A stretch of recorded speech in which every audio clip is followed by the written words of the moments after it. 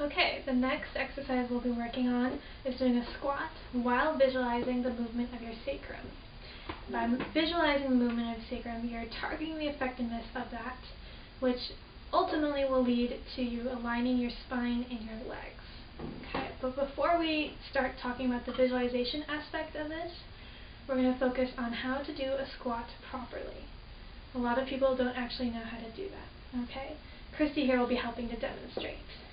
So you want your feet shoulder-width apart, you want all of your weight on your heels, and you're going to imagine as if there's a chair behind you that you're going to be sitting on. So you're going to squat down, sticking your butt out as if you're about to sit on that chair. Your knees are not going to go too much farther than the tips of your toes, because really it's your butt that's sticking out mostly. Okay?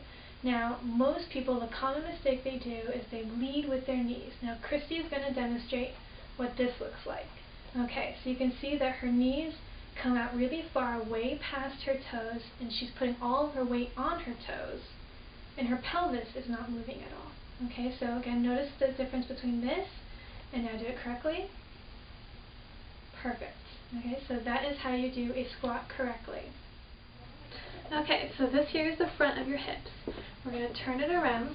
So this is the back. This right here, this is your sacrum, which is your tailbone. Now, when you do a squat, the tops of your hips right up here, they actually come in towards each other. And the bottoms of your hips down here, they actually move away from each other. So your hips lay like this. When you do a squat, they move in this motion. Okay? When they do that motion, they actually create space right along here for your sacrum to move. And your sacrum's natural movement during a squat is to slide down and back. So that is what we're going to be visualizing during this squat, is your sacrum's movement down and back when it creates space here.